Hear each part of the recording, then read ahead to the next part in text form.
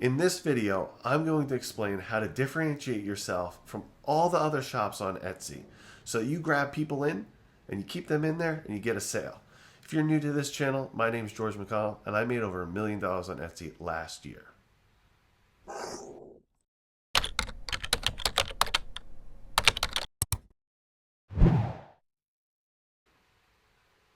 Now we're just going to jump right into this. Step one is photos. All consumers, including ourselves, we are visual people. You have to think the way you shop. If you're looking on Etsy, Amazon, Fashion Nova, no matter what website you're going to, the first thing you see is a picture. From there, you're going to read the title, and after that, you're going to click on that picture that goes to the landing page of that product. That picture is what grabs your attention. So it needs to be vibrant and inviting. Now, with that said, it needs to be unique. And I have seen so many stores on Etsy that are not unique. And here's a little video of me showing you a shirt with a mock-up. And all these other companies are using the same mock-up. Now, this is a beautiful woman with a shirt, and you can change it to whatever you want. And it's very inviting. It's a very beautiful photo of this person showing their shirt. Now, the problem is a consumer sees that all as one shop. And if they've had a bad experience with a particular shop that is using this mock-up, you are now in that list. So when they're scrolling through Etsy and they see this person with this shirt, in their mind, they're thinking, I just bought from that shop and that shop wasn't good. Or that shop wasn't tentative. Or that shop took too long with shipping. They've classified you as that without even seeing how many reviews, shop name, things like that. So your pictures need to be unique. They need to be for you. So when somebody sees your store, they know it's your store. Now on to step two, which is your store and your niche. Now, with that picture, you grabbed them, you got them. They came to your listing, they're in your shop. If they click on your shop name, they're going to see everything that you sell. Now, this is super important. You need to make sure that your entire shop is visually appealing. It needs to be pleasing to your eyes, kind of like on Instagram. Why do you follow certain Instagram accounts? When you click on their account, everything is so beautiful and you just keep scrolling. You click on a picture, wow, look at that, like it. Go back, keep scrolling. That's how you want your store to look. Now, in addition to that, you don't want everything all over the place. You don't want to be selling everything. You're not an everything store yet. If you're just a brand new store, you want to start with just one niche. If you sell shirts, stick with shirts for the time being, and then move on later once you start getting more sales. If you sell jewelry, such as necklaces, stick with necklaces, and then move on to earrings or rings, so on and so forth. You always want to just start off with just one particular product line and go from there, so it doesn't overwhelm that consumer. Now, with that being said, if you're not aware, you can actually edit your store. So it's not when you actually list an item and then that's how they appear on there.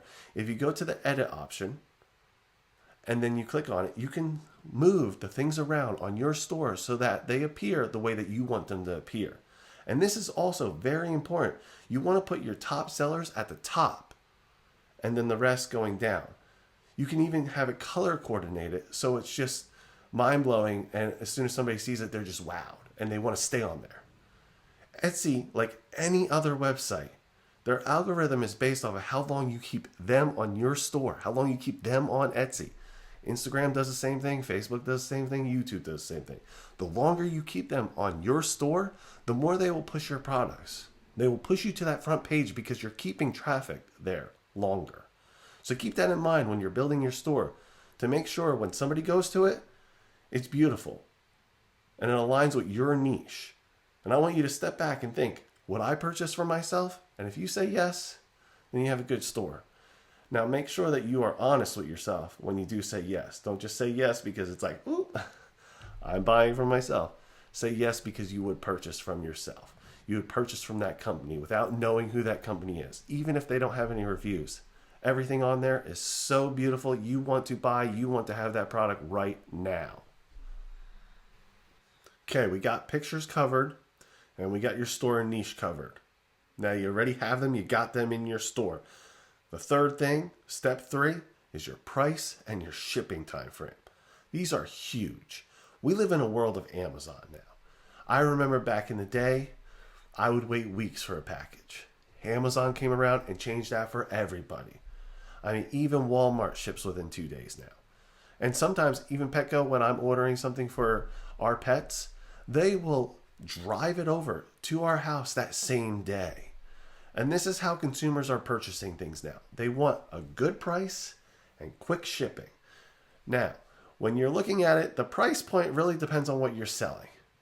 You can't sell it too low where you set yourself out of business, but you can't set it too high where somebody's not going to purchase it. It has to be right in the middle point. And you'll get used to that after you start making some sales. You'll want to maybe run a sale and see, hey, okay, this price point gets us more, views, more purchases. This one, not so much, so on and so forth. But that's something you have to mess with to see what people are willing to pay for your product. The more unique it is, the more rare it is, they will pay more money for it. But the one thing they will not do is wait. So when you go to the shipping and you go to your store, you go to your listing, if I see something that takes 2 weeks to get to me, I'm going to question why. I'm not waiting 2 weeks. And most consumers aren't going to wait 2 weeks. They do not care that you have a 9-to-5 job currently right now. And then you have to come home, you have to cook dinner for the kids, and then at night, when you're dead tired, you have to make whatever craft for them. They don't care. They just want the craft.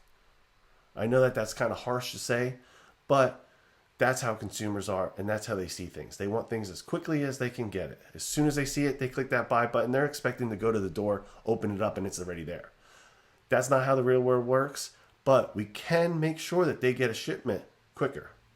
With that being said, the biggest thing that I've noticed is when going to stores, the shipping is so far out, it's ridiculous. Now, you have a shipping, say, right now it's, February 22nd. I went to a store the other day, and it showed that I would have that item delivered between February 26th, pretty good, 4 days, right? And March 10th.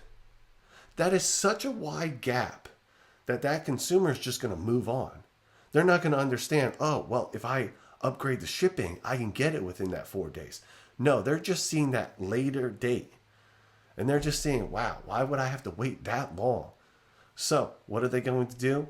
They're going to leave your shop and go to another shop that has faster shipping.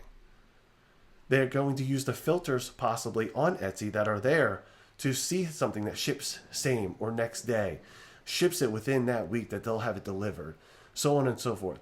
You need to make sure that your shipping is there as quickly as possible.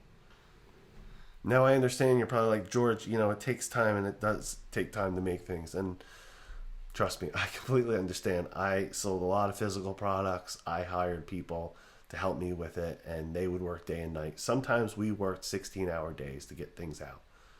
So trust me, I understand your pain, right? But the consumers do not. So just keep that in mind. Moving on, step 4, customer service. I cannot stress the importance of customer service.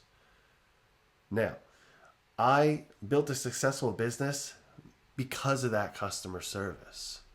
As soon as somebody asked a question, I had my phone on me and I answered it immediately. I would get so many comments about how great my customer service was.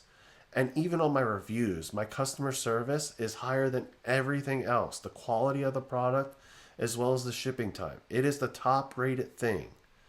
And that is important because a consumer, when they're shopping for something on any other platform, they do not have access to that actual shop, to that, company. If you're on Amazon and you try to message the company, you're waiting 24 hours. Same thing with Walmart. But on Etsy, you are the shop owner. So the quicker you can respond to somebody, the better. Also, that particular customer may be asking you a question and other people questions. And it really comes down to who answers first that they're going to buy from. They see you as tentative when you are answering immediately. I do not let a message go more than 30 minutes without me messaging. That's why it's on my phone, so it immediately dings and I'm right on it texting somebody. And you need to do the same. The more you are on track with your customers and immediately responding to them and helping them and giving them all the information, and sometimes they may ask a lot of questions, and those amount of questions may not lead to a sale, but they'll remember you because they'll remember, hey, this store not only answered my question quickly, but they stayed there and they just kept answering all the questions I had. Whereas I went to this other store, I had to wait a day, and then even then I responded and still waited even more time. So they'll remember you. They'll favorite your shop. They'll favorite that item, and they will come back to you. Customer service is the number one, should be the top step. Fortunately, it's not, because you need to grab them in. Once you grab them, you got to keep them.